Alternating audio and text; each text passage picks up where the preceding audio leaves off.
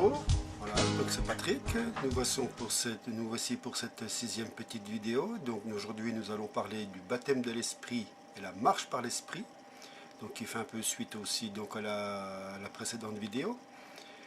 Donc nous sommes le 6 janvier 2015 et donc je voudrais partager cette petite étude que j'ai préparée, que j'ai pris note. Donc je me servirai de mes notes pour vous parler du baptême de l'esprit et la marche par l'esprit. Donc à travers le parcours que j'ai vécu avec l'enseignement du Seigneur. Donc le Seigneur, comme je l'ai noté, le Seigneur demande à tous ses disciples d'être baptisés d'eau et d'esprit. Nous avons vu le baptême par l'immersion au précédent message. Ainsi, être baptisé de l'esprit n'est pas vraiment une option, mais une nécessité. Mais est-il suffisant d'être baptisé de l'esprit pour marcher par l'esprit? Donc ça c'est une question que j'ai écrite là. Mais est-il suffisant d'être baptisé de l'esprit pour marcher par l'esprit? Donc nous allons lire dans l'évangile de Matthieu. Donc le Seigneur Jésus donne à ses disciples les ordres suivants. Donc dans Matthieu 28, versets 19-20. Allez, faites de toutes les nations des disciples, les baptisons au nom du Père, du Fils et du Saint-Esprit, et enseignez-leur à observer tout ce que je vous ai prescrit. Et voici, je suis avec vous tous les jours jusqu'à la fin du monde. Et au premier chapitre du livre des Actes, le Seigneur ajoute encore ce commandement. Donc acte 1, versets 4 à 8. Comme il se trouvait avec eux, il leur recommanda de ne pas s'éloigner de Jérusalem, mais d'attendre ce que le Père avait promis. Ce que je vous ai annoncé, leur dit-il, car Jean a baptisé d'eau, mais vous, dans peu de jours, vous serez baptisés du Saint-Esprit. Alors les apôtres, réunis, lui demandèrent, Seigneur, est-ce en ce temps que tu rétabliras le royaume d'Israël? Il leur répondit, ce n'est pas à vous de connaître les temps ou les moments que le Père a fixés de sa propre autorité, mais vous recevrez une puissance, le Saint-Esprit survenant sur vous, et vous serez mes témoins à Jérusalem, dans toute la Judée, dans la Samarie et jusqu'aux extrémités de la terre. Donc voilà les deux versets que j'ai notés. Donc les disciples ont pris soin de transmettre à tous les nouveaux convertis les ordres du Seigneur. Il n'était nullement question que les disciples demandent le baptême quand ils se sentiraient prêts. Mais les apôtres transmettaient aux nouveaux convertis les ordres de Jésus et attendaient que ceux-ci obéissent de tout leur cœur à la volonté de Dieu. D'ailleurs, le Seigneur leur avait bien demandé d'enseigner aux nouveaux convertis à observer tout ce qui leur avait été prescrit. En français simple, cela signifie que les apôtres devaient apprendre à tous ceux qui voulaient devenir disciples de Jésus-Christ à obéir à tout ce qu'il leur avait ordonné. Bien entendu, le Saint-Esprit leur a montré par la suite de quelle manière ils devaient obéir au Seigneur. Non pas de manière légaliste, mais en connaissant la vérité, en obéissant du cœur et en laissant le Saint-Esprit les conduire dans toute la volonté de Dieu. Pourquoi les deux premiers commandements auxquels les nouveaux convertis devaient obéir étaient de passer par les baptêmes d'eau et d'esprit? Eh bien parce que les deux baptêmes sont étroitement associés à notre mort et à notre résurrection en Jésus-Christ. Donc je continue un petit peu la note que j'ai prise. Donc le baptême d'eau par immersion représente notre mort à notre vie passée et notre résurrection à une vie nouvelle en Jésus-Christ. Le baptême d'eau est un ensevelissement et une résurrection. Donc je reviens un petit peu sur le baptême d'eau. Quant au baptême de l'esprit, il s'exprime la nécessité pour tous les chrétiens nés de nouveau d'être remplis du Saint-Esprit, afin que le Saint-Esprit nous permette de réaliser concrètement dans notre vie tout ce que représente notre mort et notre résurrection en Christ. Le baptême de l'Esprit est donc d'abord un baptême de mort et de résurrection en Christ. C'est le Saint-Esprit qui doit nous permettre de mettre à mort en nous tout ce qui est charnel et contraire à la volonté de Dieu, et aussi de manifester en nous tout ce qui est spirituel, conforme à notre nouvelle nature et à la nature du Seigneur Jésus. En effet, c'est en esprit que nous sommes morts et ressuscités en Christ. C'est notre esprit, notre homme intérieur, ou encore notre homme spirituel, qui est né de nouveau et qui est passé en Christ par la mort de la résurrection. Notre esprit est mort et ressuscité, mais encore faut-il que cette vie de résurrection, la vie même de Christ, puisse se manifester dans tous les aspects de notre vie pratique. Il faut qu'elle puisse envahir tous les domaines de notre âme, de notre corps et de notre comportement de tous les instants. C'est pour cela que nous devons être remplis du Saint-Esprit. C'est le Saint-Esprit qui doit nous rappeler toutes les paroles du Seigneur Jésus et qui doit nous conduire dans toute la vérité. Il ne pourra le faire que si nous sommes remplis de l'Esprit et toujours plus remplis de l'Esprit. Le Seigneur ne nous forcera jamais à être remplis du Saint-Esprit. C'est nous qui devons ardemment désirer être remplis de l'Esprit, par amour pour notre Seigneur. Donc pouvons-nous espérer laisser le Saint-Esprit faire toute son œuvre en nous si nous ne sommes pas remplis de l'Esprit?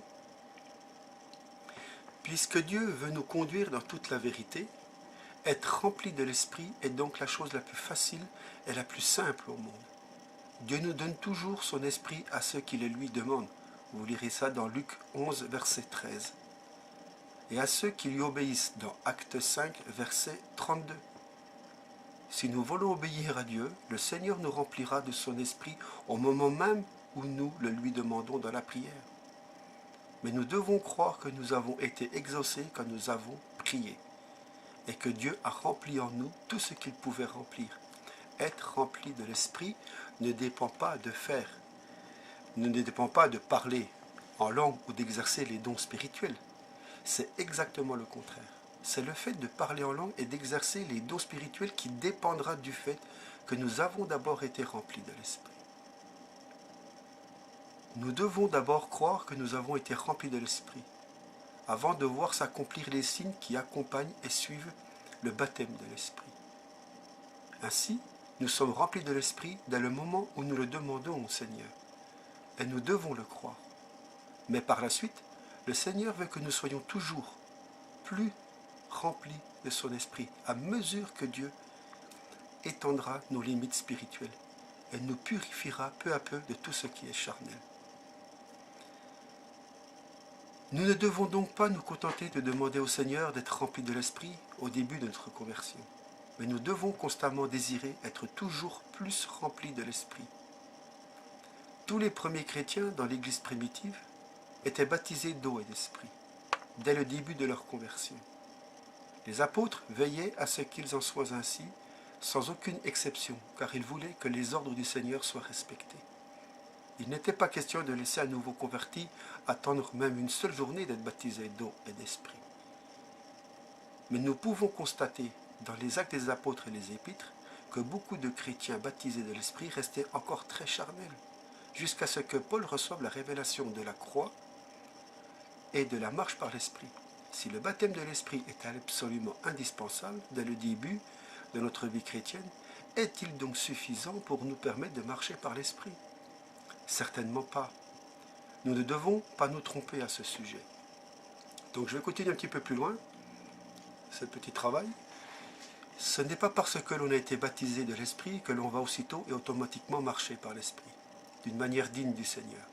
Nous connaissons tous des chrétiens nés de nouveau, baptisés d'eau et d'Esprit, mais qui ne marchent pas dans la sanctification. La sanctification, nous y reviendrons dans un prochain message. Ils ne donnent pas un témoignage qui glorifie le Seigneur. Et pourtant, ils parlent en langue et prophétisent dans l'Église, dans les églises. Il est clair par conséquent que le baptême de l'Esprit ne leur suffit pas pour marcher par l'Esprit. Pour marcher par l'Esprit, il est nécessaire d'être baptisé de l'Esprit, mais cela n'est manifestement pas suffisant.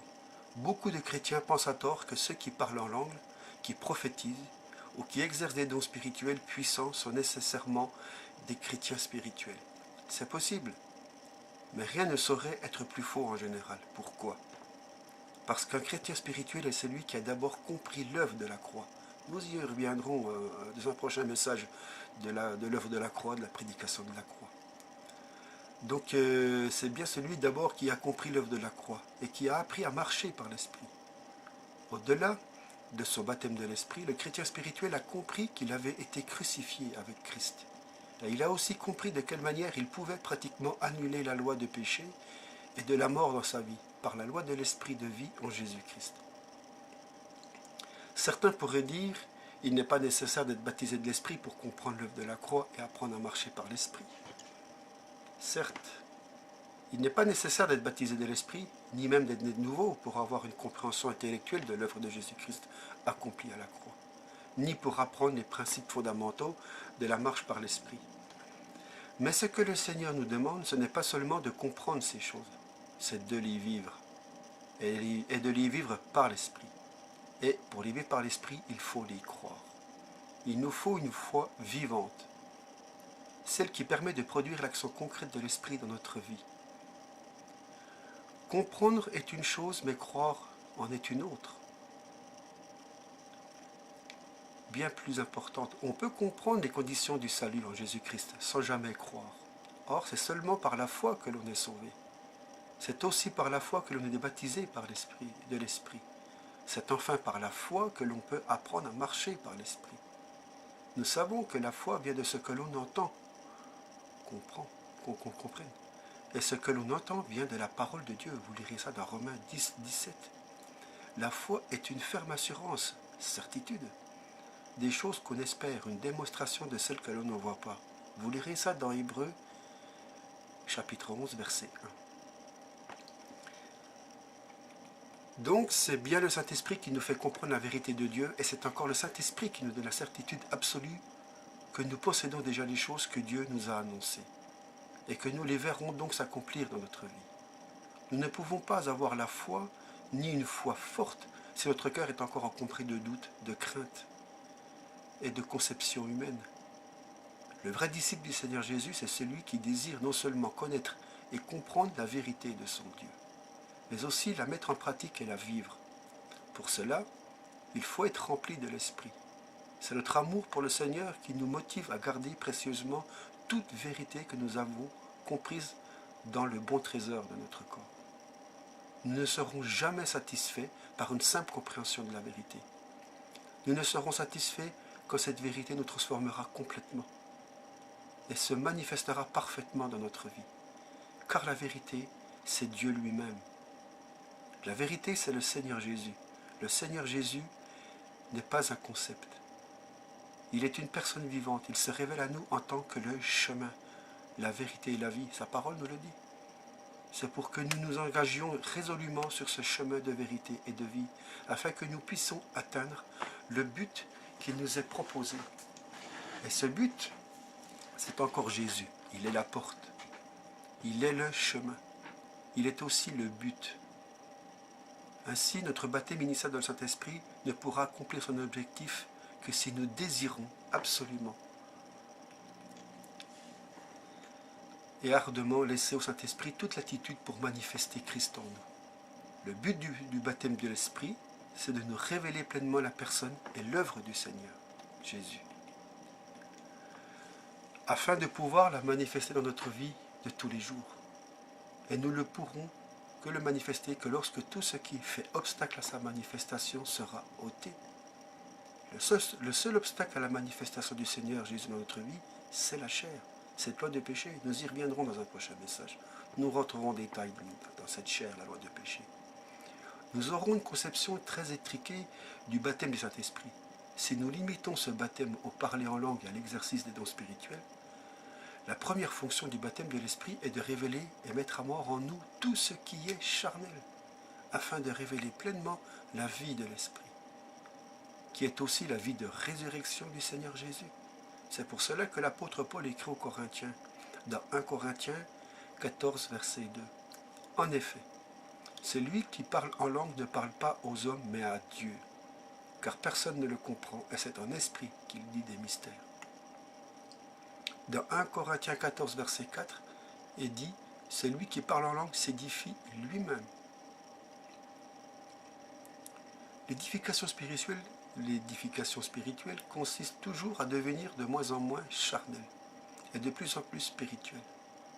Cette édification passe nécessairement par la compréhension spirituelle des mystères de Dieu, ce qu'il veut nous révéler par son esprit et sa parole. Donc, la Bible cite un nombre important de mystères. Quand la Bible nous parle de mystères, il s'agit de vérités que Dieu avait tenues secrètes jusqu'à la venue de son Fils Jésus, mais qu'il a bien voulu nous révéler en Christ. Ces mystères ne restent donc des mystères que pour ceux qui ne les ont pas encore compris, ou qui ne veulent pas les comprendre. Mais le Saint-Esprit nous a été justement donné pour nous révéler ces mystères et nous les faire comprendre.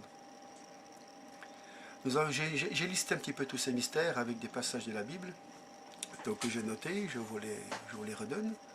Donc les mystères dont nous parle le Nouveau Testament. Nous avons le mystère du royaume de Dieu. Ça, vous le lirez dans Marc 4, verset 11. Le mystère des païens greffés sur l'olivier franc Israël, dans Romains 11, verset 25. Le mystère de l'évangile et de la prédication de Jésus-Christ, Romains 16, verset 25 et Éphésiens 6, verset 19. Le mystère de la résurrection des morts en Christ et de la transformation instantanée des vivants en Christ lors de l'enlèvement de l'Église. Lisez 1 Corinthiens 15, verset 51. Le mystère du corps du Christ réunissant juifs et gentils, dans Éphésiens 3, verset 3. Le mystère de Christ, Éphésiens 3, verset 4, 6, 9 et Colossiens 4, verset 3. Le grand mystère de Christ par rapport à l'Église, qui est son corps, dont il est la tête, Éphésiens 5, verset 32. Le mystère de Christ en nous, l'espérance de la gloire, dans Colossiens 1, verset 27. Le mystère de Dieu, à savoir Christ, mystère dans lequel sont cachés tous les trésors de la sagesse et de la science, dans Colossiens 2, versets 2 et 3.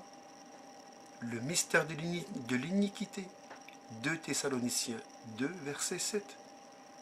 Le mystère de la foi, 1 Timothée 3, verset 9.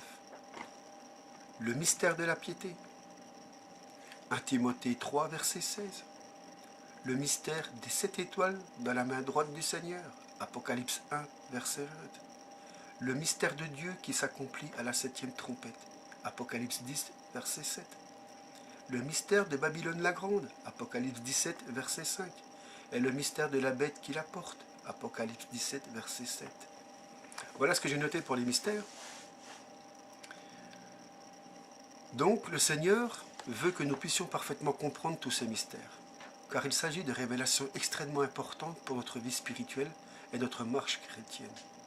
Il s'agit de révélations qui doivent affermir notre foi et la rendre inébranlable. Toute édification spirituelle consiste à recevoir d'abord la révélation de tous ces mystères.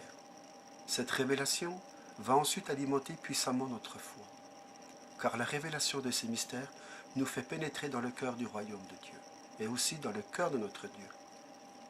C'est pour cela que Dieu met à notre disposition tous les moyens d'édification que constitue l'enseignement des apôtres, la communion fraternelle, la fraction du pain, donc la Sainte Seine, la communion fraternelle, les prières et le parler en langue. Vous avez décrit la table protectrice du Seigneur avec les 4 pieds puis les 3 planches de la table. Nous ne devons négliger aucun de ces moyens d'édification.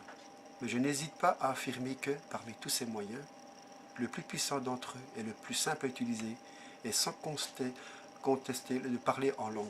Pourquoi? Parce que celui qui parle en langue ne parle pas aux hommes, mais à Dieu, car personne ne le comprend. Et c'est en esprit qu'il dit des mystères.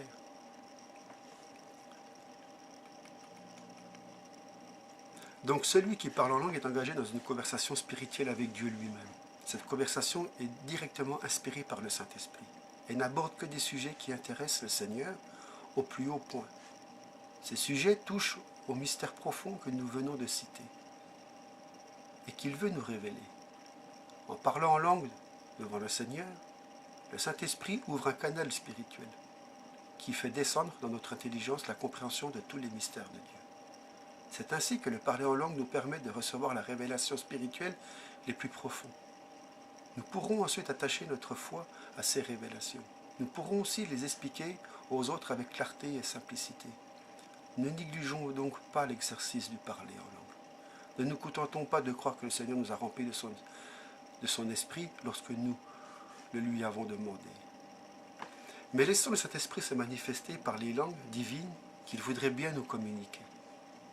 Ayons cette pleine liberté dans la foi d'un enfant, qui nous permet d'ouvrir notre bouche et de laisser sortir cette langue divine que le Saint-Esprit ne manquera pas de nous inspirer. Cessons de craindre que c'est nous qui risquons de fabriquer cette langue. Combien les choses du Seigneur sont simples et accessibles à ceux qui croient tout simplement. Que Dieu soit béni parce qu'il n'a pas voulu compliquer les choses. Le Seigneur Jésus n'a-t-il pas affirmé dans Marc 16, versets 17 à 20, que je lis: voici les miracles qui accompagneront ceux qui auront cru en mon nom. Ils chasseront les démons, ils parleront de nouvelles langues, ils saisiront des serpents. S'ils boivent quelques breuvages mortels, il ne leur fera point de mal. Ils imposeront les mains aux malades, et les malades seront guéris. Le Seigneur, après leur avoir parlé, fut enlevé au ciel, et il s'assit à la droite de Dieu. Et ils s'en allèrent prêcher partout. Le Seigneur travaillait avec eux et confirmait la parole par les miracles qui l'accompagnaient. Donc, on continue un petit peu sur le parler en langue. Le parler en langue est donc un miracle de Dieu qui doit accompagner tous ceux qui auront cru, comme tous les autres miracles énumérés dans ce passage capital. Si nous comprenons que nous pourrons librement accomplir tous ces miracles, si nous croyons, cela signifie que nous avons d'abord compris que Dieu est ardemment désireux de nous voir accomplir ces miracles. C'est la volonté de Dieu que nous puissions les accomplir. C'est la connaissance de cette volonté divine qui nous permet d'avoir la foi pour les accomplir. Dieu confirmera toujours ces miracles dans la vie de tous ceux qui croient. Et c'est pour cela qu'il œuvre avec persévérance pour nous faire connaître la vérité, qui seul peut nous affranchir des doutes, des craintes et des mensonges qui peuvent encore bloquer notre foi. En conclusion, nous insisterons à nouveau sur le fait qu'il ne suffit pas d'être baptisé de l'Esprit pour marcher par l'Esprit. Mais nous pourrons marcher par l'Esprit une fois que nous aurons été baptisés de l'Esprit et que nous aurons reçu dans notre cœur la révélation des mystères de Dieu.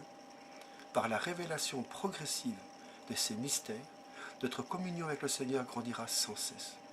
Nous verrons de plus en plus clairement ce qui nous était pas visible jusque-là, et nous aurons une foi toujours plus grande pour marcher toujours plus comme Jésus et pour donner jusqu'à son retour proche un témoignage qui soit réellement à sa gloire. Amen. Donc, après cette première petite partie, nous avons vu la marche par l'Esprit avec le baptême du Saint-Esprit, donc avec un petit sujet sur le parler en langue. Donc maintenant, nous revenons donc sur le marcher par l'Esprit. Donc marcher par l'Esprit, je peux vous dire que c'est possible. Donc, d'après les notes que j'ai prises, après la petite étude que j'ai faite, donc que j'ai notée, sachez que beaucoup de chrétiens pensent qu'il est impossible de marcher complètement par l'Esprit tant qu'ils sont sur cette terre.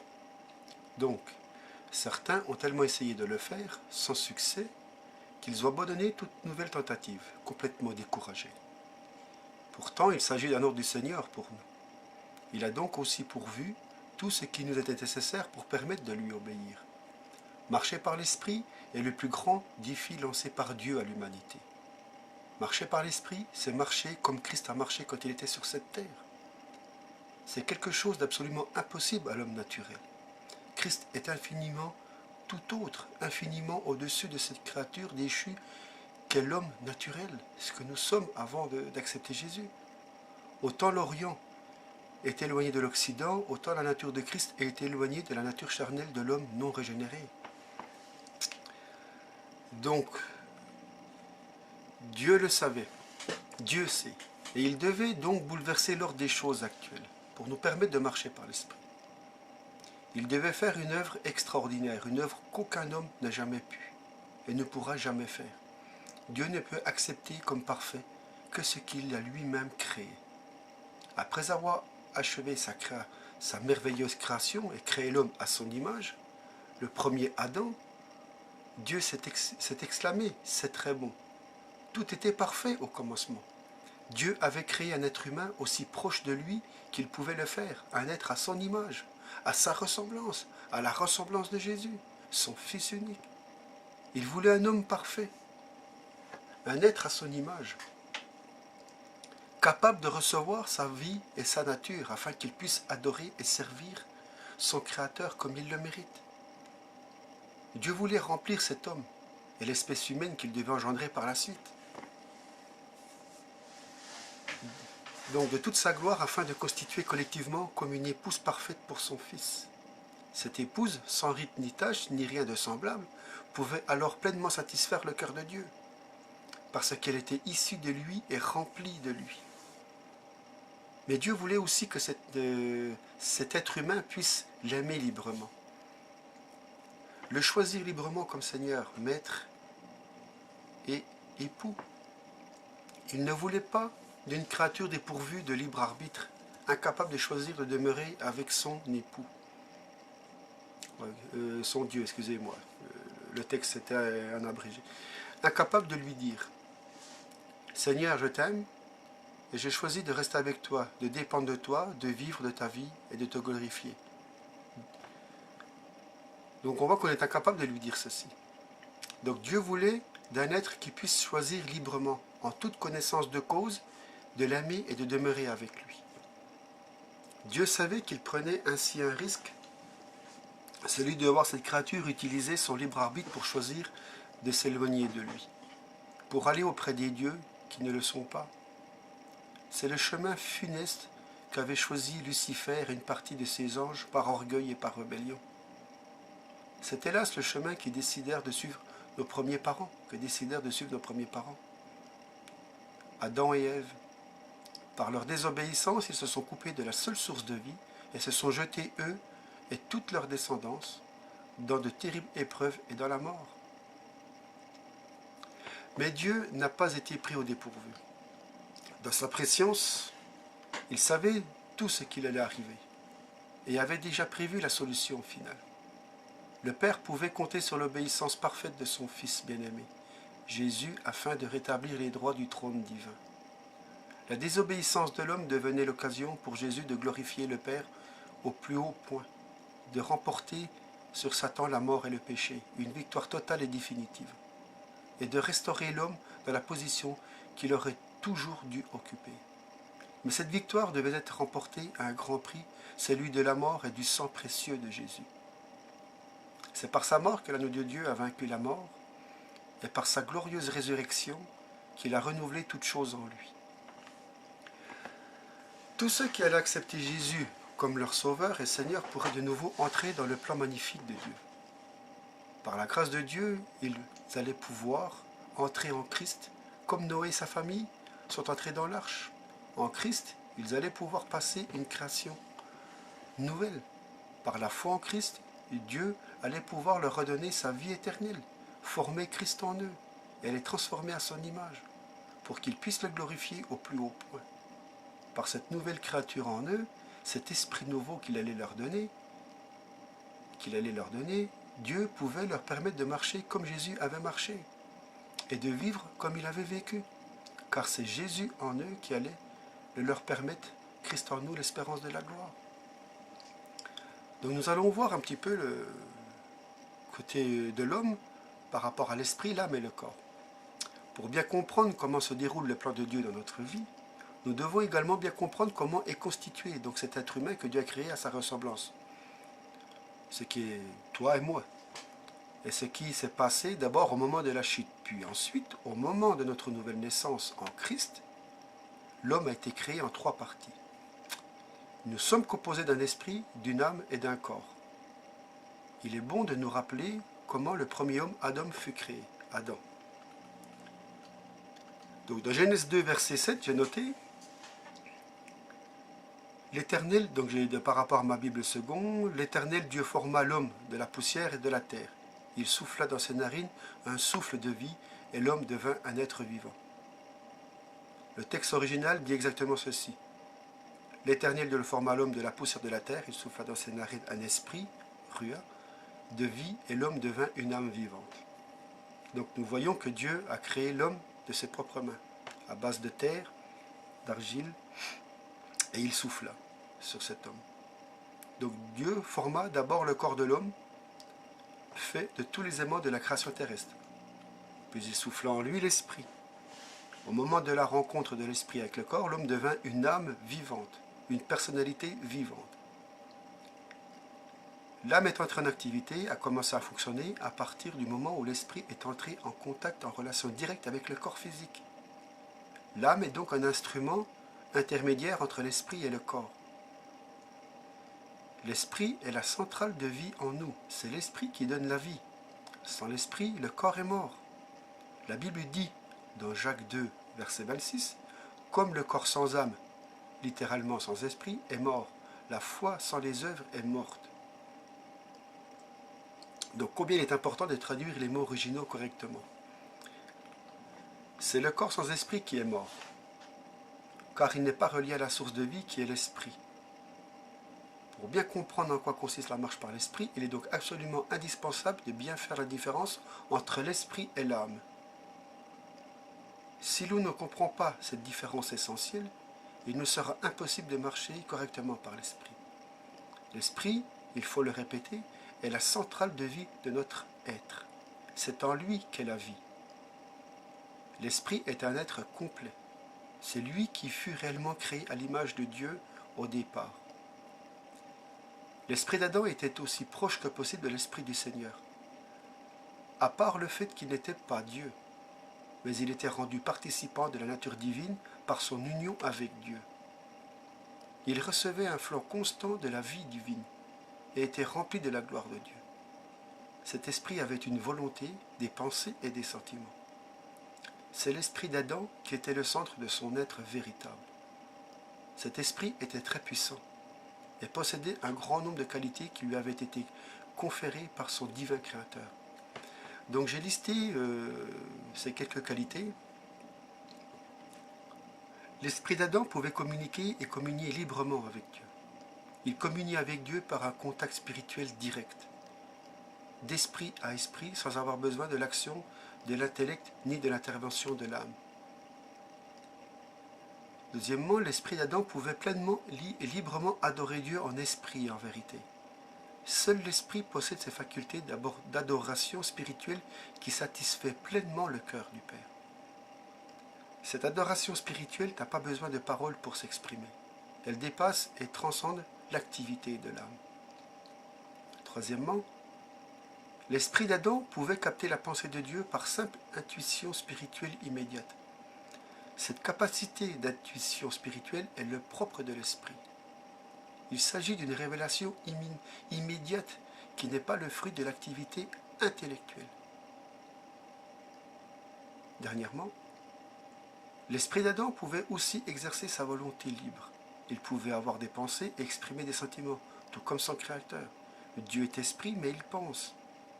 Il a une volonté, il a des sentiments. La volonté, les sentiments et les pensées ont donc leur siège, leur origine dans l'esprit de l'homme et non dans son âme.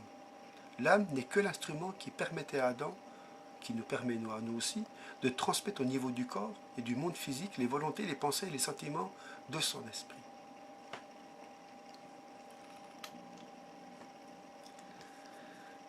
L'esprit d'Adam était donc l'organe spirituel parfait, qui pouvait mettre Adam en communion totale avec son Créateur, qui est un pur esprit, et avec tout le monde spirituel de Dieu. Ce monde spirituel de Dieu n'était pas le monde de la création physique de Dieu. La création du ciel et de la terre et de tout ce qu'il renferme est une création physique, qui nécessitait donc d'autres organes que l'esprit pour être connu et appréhendé. Dieu a donc créé à Adam un corps physique composé de tous les éléments de la création physique, afin de lui permettre de dominer la création physique et de l'assujettir. Quand Dieu souffla dans le corps d'Adam son esprit, Adam devint une âme vivante. Donc on continue. L'âme est l'organe intermédiaire entre l'esprit et le corps. Elle permet à l'esprit d'utiliser pleinement l'instrument du corps physique et d'agir au niveau de toute la création physique. Les capacités et les qualités de l'esprit allaient pouvoir, si l'on peut dire, se matérialiser au niveau du corps et de la création physique. L'âme est l'instrument qui permet de capter et de matérialiser au niveau du corps humain les pensées, les sentiments et les volontés de l'esprit. Avant la chute, c'est l'esprit d'Adam qui était son centre de vie et de conscience. Adam utilisait son âme et son corps comme des instruments parfaits et dociles de son esprit. Mais c'était réellement son esprit qui était la source de vie et d'activité de tout son être, notamment dans ses relations si vitales avec son Dieu. Adam marchait pleinement par l'esprit. Il savait que son âme et son corps lui avaient été donnés pour manifester dans la chair la plénitude de Dieu, dans une chair encore exempte de péché. Dieu, dans sa grâce, avait voulu créer un être illimité dans l'espace et le temps. Cet homme de chair et de sang pour y faire demeurer la plénitude de sa divinité. Quel miracle de l'intelligence divine! Dieu, que les cieux des cieux ne peuvent contenir, peut venir emplir de sa plénitude divine cet être limité qu'est l'être humain. Ce qu'Adam n'avait pu accomplir à cause de sa désobéissance, Jésus-Christ allait merveilleusement le réussir grâce à son obéissance parfaite. L'âme n'était donc pas un instrument aussi puissant que l'esprit. Elle ne pouvait que capter parmi toutes les capacités de l'esprit que ses volontés, ses pensées et ses sentiments. Il est important de réaliser, je le répète, que l'âme n'est pas la source de ses capacités spirituelles.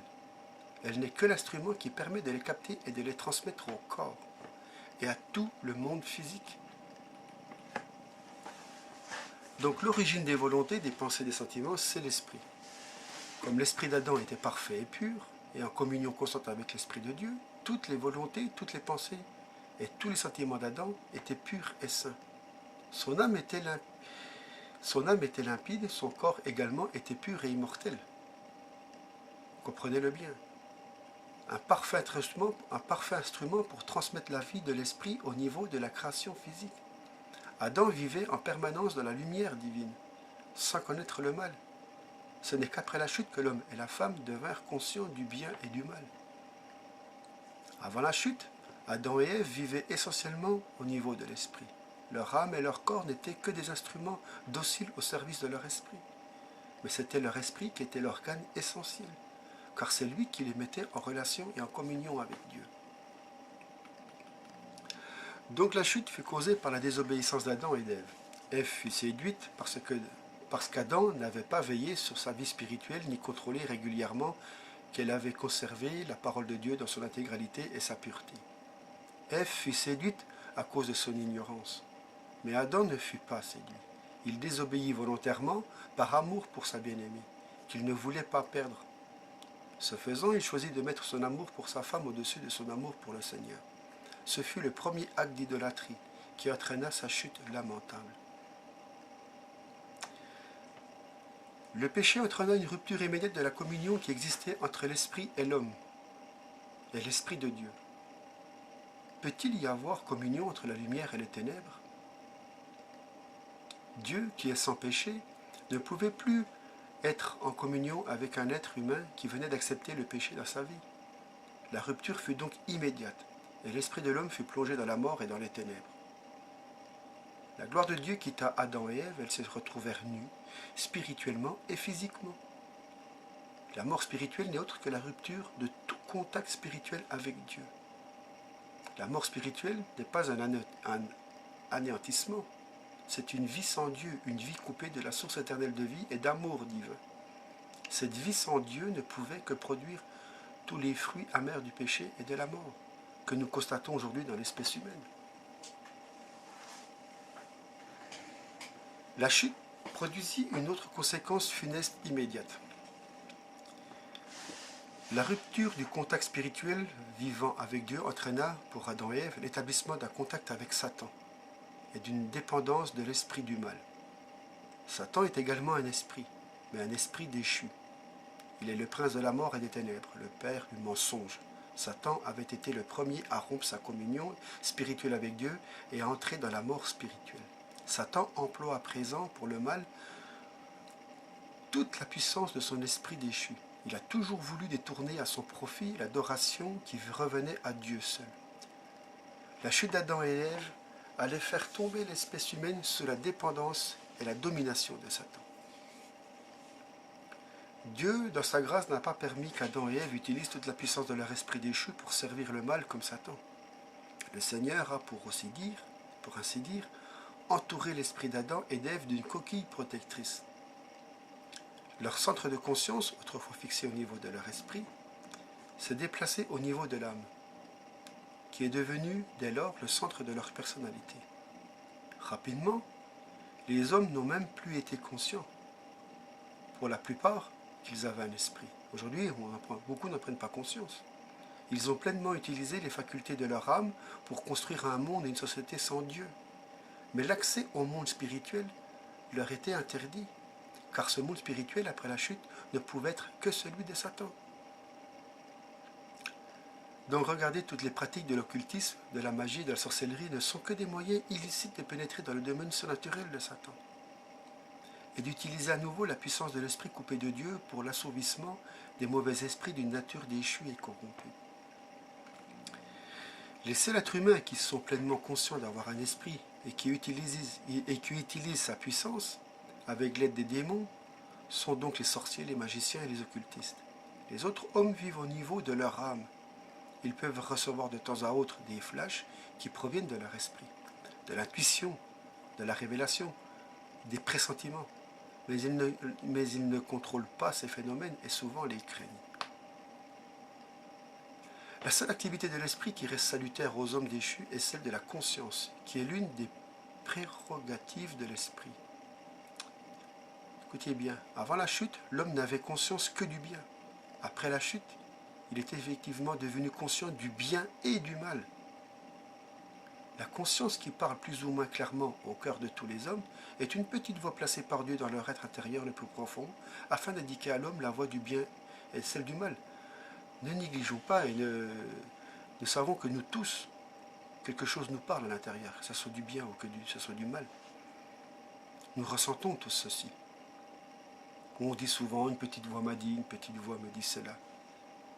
Mais réfléchissez. Donc toutefois, ces signaux réguliers provenant de l'esprit restent complètement indépendants de l'activité volitive, intellectuelle et émotionnelle de l'homme centrée sur l'âme. Donc celle-ci est devenue actuellement hypertrophiée et omniprésente dans la vie de l'humanité, surtout dans les pays dits occidentaux et civilisés chez nous. Les populations dites plus primitives restent beaucoup plus ouvertes au domaine de l'esprit et au monde spirituel de Satan et de ses mauvais esprits. Donc, sachez que si vous rencontrez des frères de nationalité africaine, donc de couleur, ces gens vivent plus avec l'esprit, donc s'expriment différemment avec nous, comme nous. Ils sont beaucoup plus en contact avec les esprits, donc il y a beaucoup, c'est un peuple qui marche beaucoup plus spirituellement. Nous marchons beaucoup plus sur la science, sur notre raisonnement. Donc vous comprendrez pourquoi l'attitude des hommes qui sont d'origine africaine, qui sont d'Afrique, sont beaucoup plus expressifs et comprennent mieux ce monde spirituel. Donc à mesure que nous nous approchons de la fin des temps, nous constatons que la barrière de protection naturelle qui entoure l'esprit est de plus en plus forcée par les hommes. Et qu'un nombre croissant d'êtres humains s'adonne à toutes les sciences occultes et magiques. L'activité de Satan se manifeste de plus en plus ouvertement. Donc je disais, par rapport à nos pays occidentaux, ne soyez pas surpris, mais il y a de la sorcellerie chez nous. Il y a beaucoup de sorcellerie, beaucoup de pratiques, ça nous en reparlerons dans d'autres documents, puis je sais qu'il y en a d'autres qui en parlent mieux que moi, qui en parleront mieux que moi. Donc après la chute, l'esprit de l'homme étant coupé de Dieu, étant passé sous la coupe de Satan, donc fut plongé dans les ténèbres et la mort spirituelle, qui est, nous l'avons vu, une vie sans Dieu et sans les qualités de Dieu. Donc l'esprit fut dépouillé de toutes les qualités divines qui étaient les siennes, et devint un être égoïste et tourné vers lui-même, ce qu'on appelle l'égocentrisme, excusez-moi. Devint donc un être égoïste et tourné vers lui-même, donc toujours prêt à satisfaire ses convoitises et ses désirs personnels. Cette vie mauvaise se répandit rapidement dans l'âme, qui ne reçut de l'esprit qu'un flot de pensées et de désirs mauvais, et qui devint le centre d'une personnalité désireuse et de s'affirmer et de faire valoir ses droits. Le moi égoïste devint le roi. Puis cette vie mauvaise se répandit dans le corps, qui commença à être attaqué par les maladies, les infirmités et le vieillissement, et qui finit par mourir physiquement quelques siècles plus tard. Donc nous savons que Adam au début a vécu jusqu'à 930 ans. À l'époque de Noé, les pensées et les désirs mauvais de leur esprit déchu avaient tellement envahi l'âme de presque tous les hommes qu'il est écrit dans Genèse 6,5, qui dit « L'Éternel vit que la méchanceté des hommes était grande sur la terre, et que toutes les pensées de leur cœur se portaient chaque jour uniquement vers le mal. » Donc examinons-nous aujourd'hui. Donc la mort avait fait pleinement son œuvre au point que Dieu décida d'anéantir cette humanité déchue et pécheresse, à l'exception d'un seul juste, Noé et de sa famille. L'exemple de Noé nous montre, comme nous le voyons tout au long de la Bible, que Dieu s'est toujours réservé un faible reste fidèle, qui, malgré son état de déchéance, avait le regard tourné vers le Créateur, voulait recevoir sa grâce et marcher par la foi dans l'obéissance à sa parole. Dieu avait besoin de ce faible reste fidèle pour faire paraître dans le monde celui qu'il devait le sauver de la mort, Jésus-Christ son Fils unique. Satan, qui connaissait en partie le plan de Dieu et qui savait que la semence de la femme allait lui écraser la tête, a toujours déversé sa rage destructrice sur ce reste fidèle, qui perpétuait sur la terre un témoignage de fidélité qu'il haïssait.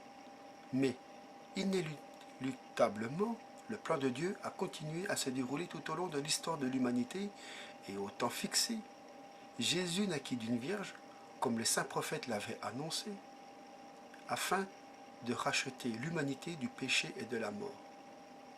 La nature humaine, souillée par le péché et par la mort, ne pouvait plus être utilisée par le Seigneur pour accomplir son plan pour l'humanité.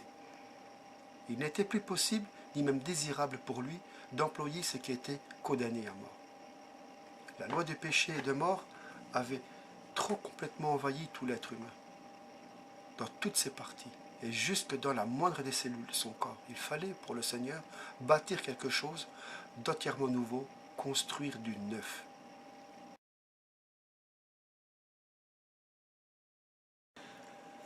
Donc nous allons ouvrir une petite parenthèse sur le sujet de la chair de l'homme.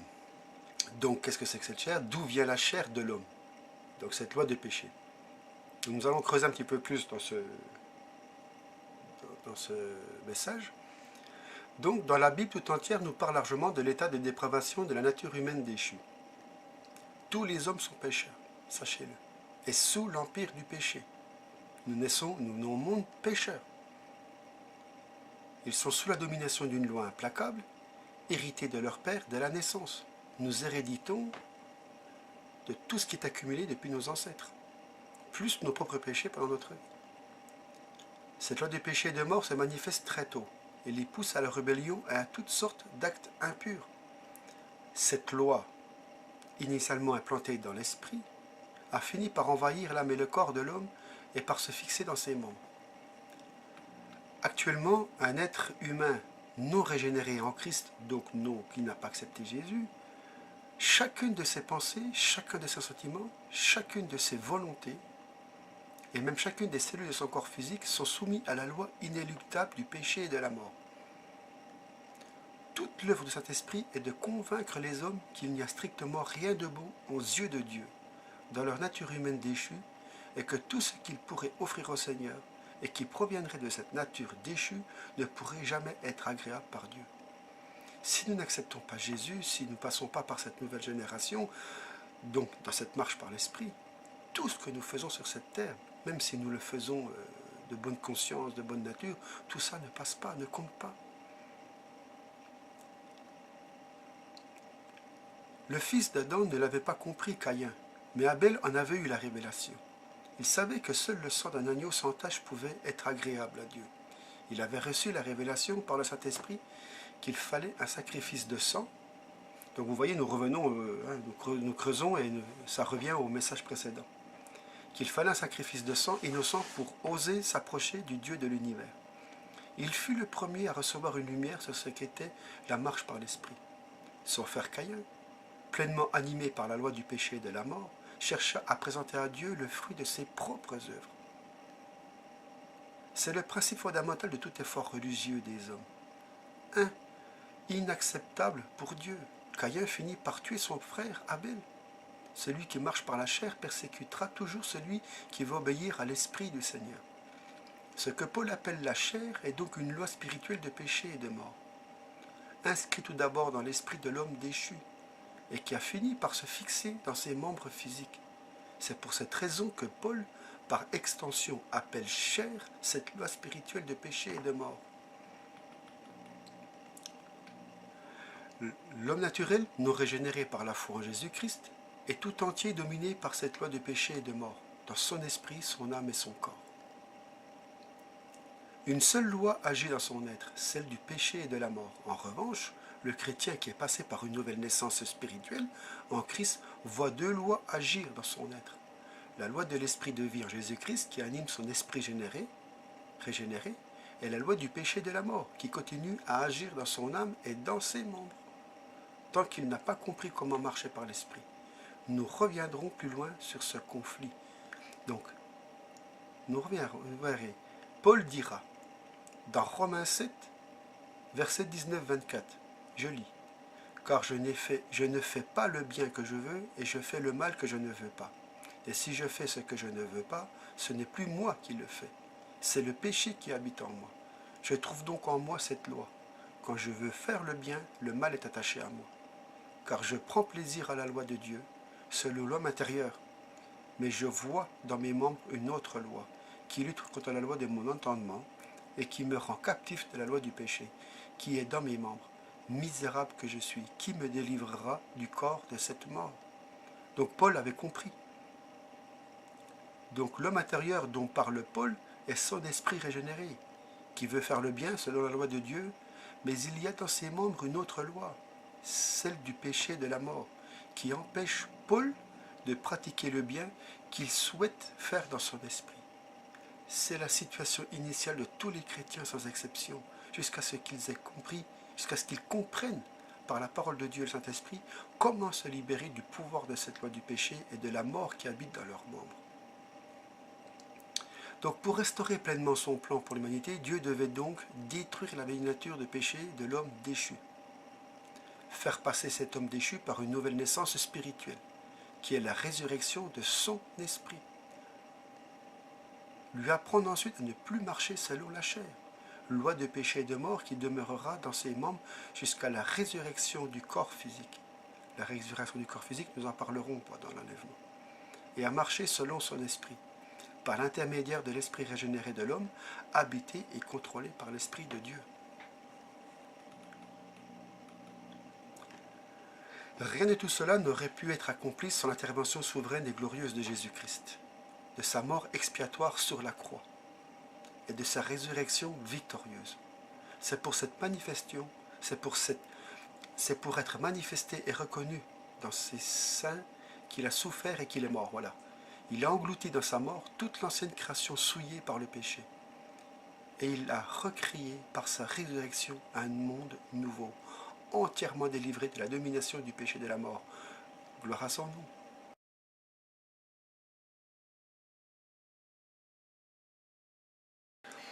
Donc, pour continuer dans cette marche par l'esprit, sur ce message par la marche par l'esprit, donc nous allons revenir un petit peu sur la nouvelle naissance. Que se passe-t-il à la nouvelle naissance? Donc j'ai pris note. L'homme pécheur qui est mort spirituellement, coupé de Dieu, est mis en contact avec l'évangile. Le Saint-Esprit œuvre avec cet évangile pour convaincre le pécheur du péché, de justice et de jugement. Sans conviction de péché, l'homme pécheur ne peut être sauvé. Le Saint-Esprit fait la lumière sur l'état spirituel réel du pécheur. Celui-ci peut alors réaliser son état de perdition. Et il comprend clairement que ce péché mène à la mort et au jugement de Dieu. Il voit alors son besoin d'être sauvé par Jésus-Christ. Il comprend, voilà, nous comprenons que le salaire du péché, c'est la mort, et que Jésus, venu dans une chair semblable à la nôtre, mais sans péché, a porté sur la croix la condamnation qui nous revient. Le Seigneur l'a fait par amour pour nous, et pour accomplir la volonté de son Père, qui veut que tous les hommes soient sauvés. Jésus a porté nos péchés dans son corps sur le bois de la croix, et il a subi la mort à notre place. Tous ceux qui croient en lui échappent au jugement. Ils reçoivent le pardon de leurs péchés et une vie nouvelle en Christ. C'est ce qui fait de la mort de Jésus une mort unique et très particulière. La mort de Jésus a la puissance d'anéantir la mort spirituelle qui était la nôtre. Sur la croix, Dieu a placé d'avance en Jésus-Christ tous ceux qui allaient croire en lui. Quand Jésus est mort, tous ceux-là sont morts en lui et avec lui. Ils sont morts à Satan et à ses démons, morts au péché, à la chair et au monde. Ils sont morts à la loi pour pouvoir marcher dans un esprit nouveau. Pour pouvoir marcher dans un esprit nouveau. Notre nature non régénérée, née dans le péché, passe par la mort en Jésus-Christ et par une nouvelle naissance en lui, lors de sa résurrection. La mort de Jésus est aussi la mort de notre nature de péché, et sa résurrection est aussi la nôtre. Dieu crée alors en nous un nouvel être spirituel, par la même vie de résurrection qui a fait sortir Jésus du tombeau. En esprit, nous sommes de nouvelles créations, au niveau de l'esprit, recréées à neuf. Toutes choses deviennent nouvelles en Christ et nous repartons à zéro dans une vie nouvelle. Donc tout ce que tu as fait avant, Dieu l'a effacé. Tu es nouveau. Dès que tu te repens, dès que tu passes par cette nouvelle naissance, Dieu t'a recréé un nouvel esprit. Tu repars à zéro. Donc le vieil homme adamique en nous est en réalité notre esprit coupé de Dieu, qui vivait dans la mort spirituelle. Rappelons que la mort spirituelle n'est pas l'absence de vie, mais la vie sans Dieu. C'est la vie de Satan. La mort de Jésus a fait mourir notre nature adamique née dans le péché. Notre nature adamique.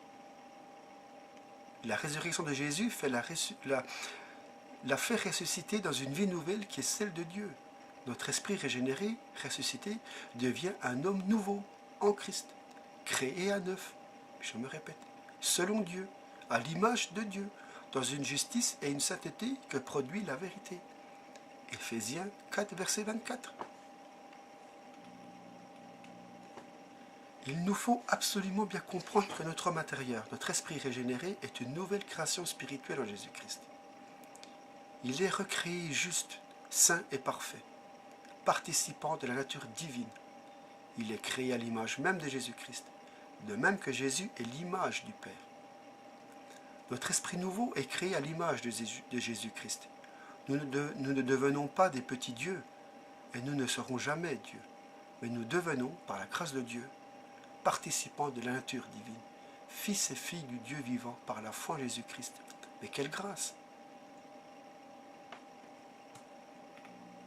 C'est cet esprit nouveau qui constitue réellement notre nouvelle nature, la seule véritable. Notre ancienne nature est morte, et Dieu l'a ressuscitée en nouveauté de vie. Cette nature spirituelle nouvelle est parfaitement capable d'obéir au Seigneur et de marcher par l'Esprit. C'est un don de Dieu que nous ne méritons pas, mais que nous devons saisir par la foi et avec reconnaissance. Nous avons été créés en Christ pour être semblables au Fils de Dieu. Cette nouvelle nature spirituelle, quand elle peut se manifester pleinement, ne peut connaître l'échec, car c'est l'Esprit de Dieu qui l'habite et qui l'anime. Elle est destinée à manifester parfaitement Christ en nous, l'espérance de la gloire. Grâce à notre nouvelle naissance, Dieu peut continuer en nous le déroulement de son plan original. Faisons l'homme à notre image, selon notre ressemblance, dit Dieu. Dieu peut enfin accomplir le désir profond de son cœur, nous créer à son image, pour former une épouse pour son fils, une épouse digne de son fils. Quand on parle d'épouse, comprenez mon langage, c'est l'Église, c'est les membres de l'Église. Donc on peut se poser la question, que devient le vieil homme après notre nouvelle naissance? En réalité, notre vieil homme, notre nature adamique non régénérée, meurt en Christ et disparaît en Christ dans sa mort. Puis il ressuscite en Christ et avec Christ pour devenir le nouvel homme en Christ. Toutefois, ce qui reste en nous, dans nos membres, comme l'explique Paul dans Romains 6, c'est la chair. Cette puissance de péché et de mort qui animait notre vieil homme et qui en garde toutes les caractéristiques. Les pensées, les désirs de la chair sont ceux du vieil homme. Mais si celui-ci est mort et ressuscité, la puissance qui l'animait reste encore présente dans nos membres, en la personne de la chair. Je le cite entre guillemets.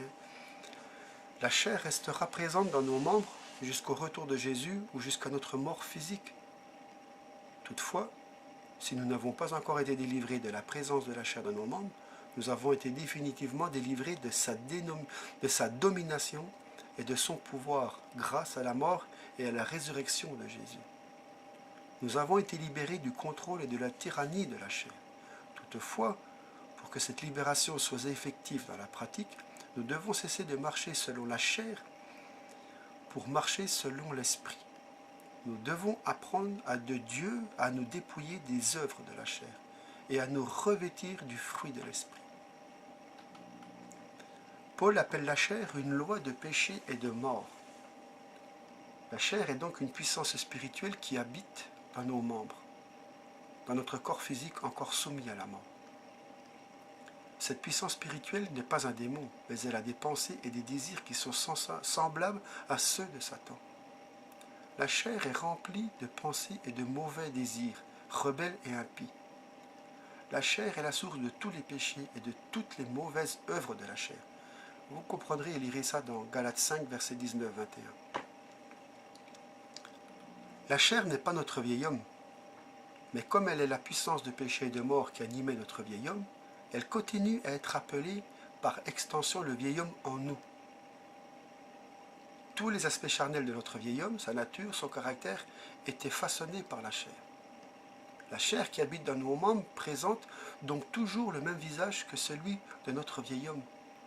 Cependant, notre vieil homme est mort et ressuscité en Christ. Si Paul identifie la chair à notre vieil homme, c'est afin de mieux nous faire comprendre la nature et les modes d'action de la chair. Mais en réalité, notre vieil homme, notre vieille nature, est mort et ressuscité en Jésus-Christ. Nous ne possédons pas deux natures en nous, mais une seule, notre nouvelle nature en Christ.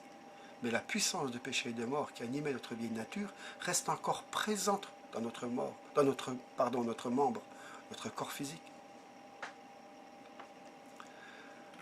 Une claire compréhension spirituelle de toutes ces vérités représente pour nous une formidable libération. Elle nous permet de réaliser que les mauvaises tendances qui nous semblent venir de notre intérieur ne proviennent pas en fait de nous-mêmes, de notre vraie nature spirituelle nouvelle en Christ, mais de la chair qui habite dans nos membres et qui essaie de nous contrôler en nous faisant croire qu'elle est toujours nous-mêmes. Donc nous sommes pleinement libérés quand nous pouvons déjouer cette ruse suprême de la chair. Tout ce qu'il y a de mauvais en nous ne provient pas de notre vraie nature en Christ, de notre esprit régénéré, mais de la chair qui continue à habiter en nous. Cette chair est loi de péché. Mais la chair a été vaincue par Jésus à la croix. Et nous l'avons vaincue en lui et avec lui. Aujourd'hui, entre la chair et nous, il y a la mort de Jésus et la puissance invincible de la croix. Si nous cessons de nous identifier à la chair, pour nous identifier par la foi à notre vraie nature, notre nature spirituelle nouvelle créée en Christ à l'image de Dieu, nous entrons dans la victoire parfaite de Christ. Et nous échappons définitivement à la domination de la chair. La chair ne peut pas pénétrer le royaume de Dieu, où nous sommes à présent en Christ, dans notre nouvelle nature spirituelle. Mais si nous ne croyons pas que nous sommes et où nous sommes en Christ, nous restons du mauvais côté de la croix, celui de la chair, et elle continuera à nous dominer, du moins en partie. Nous ne connaîtrons jamais la glorieuse liberté des enfants de Dieu qui sont conduits par l'Esprit. La loi de l'Esprit de vie en Jésus-Christ nous a libérés de la loi du péché et de la mort, qui demeure dans la chair. Romains 8, 1. Dieu nous a donné un esprit nouveau. Nous pouvons apprendre à nous installer dans notre position spirituelle en Christ et à marcher par l'Esprit. Selon la vie nouvelle que nous avons reçue en Jésus, nous ne sommes plus obligés, comme auparavant, à marcher selon la chair, comme ceux du monde ou comme les chrétiens qui n'ont pas pleinement compris l'œuvre magnifique de Christ et qui continuent à être contrôlés par la chair, contre leur vraie nature spirituelle. Ce qui était impossible quand nous étions dans la chair et contrôlés par la chair devient à présent possible. Nous pouvons entrer par la foi dans la perfection de Christ et la manifester dans notre vie de tous les jours, dans notre caractère et dans nos actions. Marcher par l'Esprit, c'est marcher comme Jésus a marché. C'est dans la volonté de Dieu pour tous ses enfants, pour tous ceux qui sont nés de nouveau en Christ et qui ont appris de lui à marcher par l'Esprit. Mais il est impossible de marcher par l'Esprit si nous marchons dans la chair, tout en étant nés de nouveau et si nous sommes toujours contrôlés par la chair. Quand on a compris que Dieu a créé en nous une nature nouvelle à l'image de Jésus, marcher par l'Esprit, selon cette nature nouvelle, devient la chose la plus facile au monde. car ce n'est pas nous qui marchons ainsi, mais c'est Christ en nous, s'exprimant par notre nature nouvelle. Celle-ci a été spécialement conçue et équipée pour nous permettre de marcher comme Jésus. Dieu, dans sa grâce, avait tout prévu pour que soit pleinement glorifié le nom de son Fils. Je le répète, nous ne pourrons jamais marcher par l'Esprit, c'est-à-dire marcher dans la perfection de Christ par la foi, tant que nous n'aurons pas compris et cru que nous possédons, par notre nouvelle naissance en Christ, une nature spirituelle nouvelle, parfaite, sainte et juste, créée à l'image de Jésus. Donc, pour marcher par l'Esprit, nous devons, par conséquent, j'ai pris des notes, passer par une nouvelle naissance spirituelle par la repentance et la foi en Jésus-Christ. Comprendre que nous recevons alors une nouvelle nature spirituelle en Christ, sainte, juste et parfaite. Cette nouvelle nature constitue notre homme nouveau, qui est parfaitement capable de manifester pleinement Christ en nous. Nous devons nous identifier par la foi à cette nouvelle nature, c'est-à-dire croire que nous l'avons reçue en Christ selon la parole de Dieu et que nous sommes réellement ce que Dieu dit, que nous sommes en Christ. Comprendre que la chair demeurera présente dans nos membres jusqu'à notre mort ou jusqu'au retour de Jésus. Cette chair est animée par une loi de péché et de mort qui contrôlait complètement notre ancienne nature de péché. Nous devons donc cesser de croire que notre nouvelle nature en Christ est toujours une nature de péché et de mort. Nous ne sommes plus en Christ des pécheurs misérables soumis à une loi de péché. Nous sommes des nouvelles créations soumis au Seigneur, fils et filles de Dieu participants de sa nature. Nous devons par la foi nous identifier à notre nouvelle nature et occuper notre nouvelle position en Christ, dans les lieux célestes avec lui. Nous ne redevenons des pécheurs misérables que lorsque nous retombons sous la domination de la chair, par ignorance ou incrédulité. Aussi à nous apprendre à nous dépouiller du vieil homme. Éphésiens 4, verset 22. Concrètement, cela signifie que nous devons apprendre de Dieu à ne plus nous identifier à la chair et à ne plus nous laisser contrôler par la chair qui habite encore dans nos membres, par cette puissance de péché et de mort qui nous contrôlait auparavant. Aussi à apprendre à être renouvelé dans l'esprit de notre intelligence. Notre intelligence fait partie de notre âme. Notre âme ne doit plus être l'instrument de la manifestation des pensées, des sentiments et de la volonté de la chair. Elle doit devenir l'instrument de la manifestation des pensées, des sentiments et de la volonté de l'esprit, c'est-à-dire de Jésus-Christ qui demeure dans notre esprit. Tout ce qui se manifeste dans notre âme ne doit plus provenir de la chair, mais de l'esprit.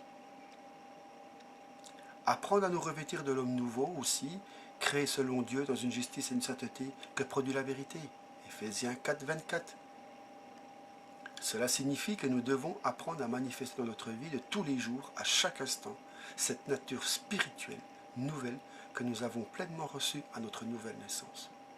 En nous revêtant de l'homme nouveau, nous nous revêtons en réalité de Jésus-Christ qui demeure dans cet être nouveau créé à sa ressemblance. La volonté de notre être nouveau est de faire la volonté du Père. L'homme nouveau en nous n'existe que par Christ et pour Christ. Il ne peut vivre et agir que dans une dépendance complète de notre Père Céleste, tout comme Jésus. Un tel apprentissage spirituel doit normalement être rapide, quand nous possédons le bon manuel, la Bible et le bon professeur, Jésus-Christ et son esprit, je le rappelle. Car nous sommes parfaitement capables, dans notre être spirituel nouveau, d'apprendre à marcher dans la perfection de Christ. Mais nous en sommes incapables si nous continuons à marcher selon la chair. Combien nous avons besoin à chaque instant de la lumière de Dieu pour nous éclairer. Cette lumière nous sera donnée si nous le désirons par-dessus tout. Sachons que notre être spirituel nouveau, a déjà été sanctifié et amené pour toujours à la perfection, une fois pour toutes par le sacrifice de Jésus. Hébreux 10, versets 10 à 14. La perfection de Jésus, que nous avons déjà reçue dans notre esprit régénéré, comme un don de la grâce de Dieu, peut donc se manifester dans notre âme et dans notre corps dès à présent. Dès ici-bas, par le renouvellement de nos pensées, de nos désirs et de notre volonté. puis cette perfection se manifestera pleinement dans notre corps le jour de la résurrection. Alors notre corps mortel sera pour toujours délivré de la présence de la chair, de cette loi de péché et de mort. La mort sera engloutie dans l'immortalité. Notre corps physique sera délivré de la mort et il recevra l'immortalité que Jésus nous a déjà acquise par sa propre mort. Dans l'attente de cette glorieuse résurrection de notre corps, nous pouvons dès à présent bénéficier des arts de l'esprit, sous forme de guérison divine quand nous sommes malades, et de santé divine pour accomplir la volonté du Seigneur sur cette terre jusqu'à son retour proche. Lisons Romains 8, verset 11. Et si l'esprit de celui qui a ressuscité Jésus d'entre les morts habite en vous, celui qui a ressuscité Christ d'entre les morts rendra aussi la vie à vos corps mortels par son esprit qui habite en vous. Dieu n'est pas menteur, la parole est vérité. La présence de la chair dans nos membres n'est donc pas un obstacle à la pleine manifestation de la vie de Jésus en nous, dès à présent.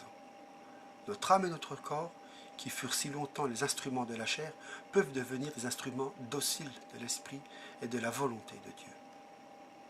Le caractère de Christ peut être parfaitement manifesté dans notre vie. C'est cela le fruit de l'esprit. Et nous pouvons dès maintenant pleinement marcher par l'esprit pour la gloire de Dieu. Matthieu 5, verset 48 nous dit « Soyez donc parfaits comme votre Père céleste est parfait. » Nous comprenons à présent comment nous pouvons obéir à ce commandement. La vie parfaite de Christ qui habite dans notre esprit régénéré doit pouvoir se manifester dans tous les aspects de notre vie pratique, dans notre âme et dans notre corps.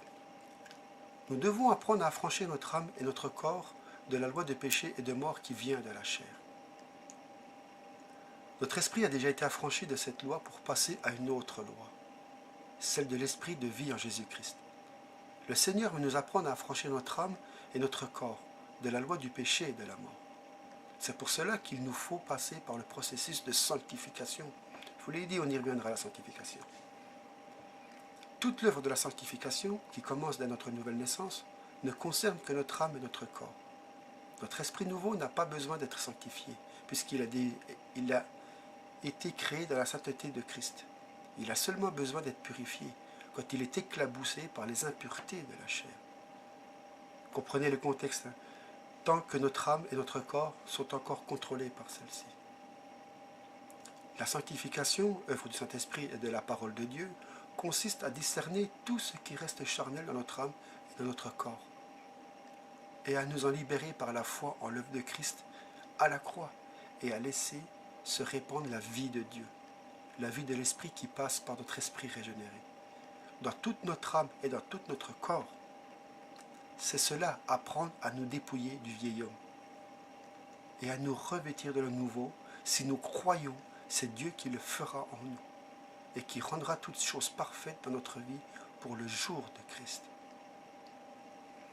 1 Thessaloniciens 5, versets 23 à 24 nous dit « Que le Dieu de paix vous sanctifie lui-même tout entier, et que tout votre être, l'esprit, l'âme et le corps, soient conservés irrépréhensibles lors de l'avènement de notre Seigneur Jésus-Christ. Celui qui vous a appelé est fidèle, et c'est lui qui le fera. » En terminant, je vous propose de m'accompagner dans cette prière que nous adressons à notre Père Céleste au nom de son Fils Jésus-Christ. J'ai écrit cette prière. Donc, Père Saint, je veux te bénir pour ton glorieux plan de salut. Je te remercie pour le don de ton Fils unique. Jésus-Christ, merci parce qu'en Jésus, j'ai pu mourir à toute ma vie passée et renaître à ta vie éternelle. Merci pour le sang précieux de Jésus, versé pour mon pardon et ma rédemption. Seigneur, je veux à présent apprendre de toi et à marcher par l'Esprit, selon la vie nouvelle que tu m'as donnée. Je veux me dépouiller de toutes les œuvres de la chair. Fais une pleine lumière en moi, par ton esprit et ta parole, pour que je puisse voir clairement tout ce qui est encore charnel en moi. Je veux cesser complètement d'être contrôlé par la chair. Apprends-moi à me dépouiller de tout ce qui est charnel. Apprends-moi à n'être inspiré que par des pensées et des désirs spirituels. Apprends-moi à manifester ma nouvelle nature spirituelle. à me revêtir pleinement de cet être nouveau que je suis déjà en Christ. Je veux marcher dans ta sainteté et dans ta justice pour tous les jours de ma vie, dans tous les domaines de ma vie. Je veux être toujours rempli de ta lumière. Manifeste pleinement Jésus en moi. Seigneur, je crois que c'est ta volonté parfaite. Je crois que tu achèveras ton œuvre dans ma vie et dans l'Église qui est ton corps pour le jour de Jésus-Christ. Merci et gloire à toi, dans le nom si précieux de Jésus-Christ. Amen.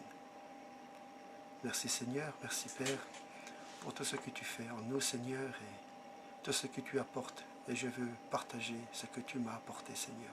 Amen. Gloire à toi Seigneur. Voilà ce que je pouvais dire Seigneur sur ce message. Donc la marche par l'Esprit, le baptême de l'Esprit. Donc vous voyez qu'on est parti sur pas mal de sujets. On est revenu sur le domaine de naissance, on est revenu pas mal de choses. Donc nous verrons la sanctification, nous verrons l'enlèvement, nous verrons la prédication de la croix dans le prochain message.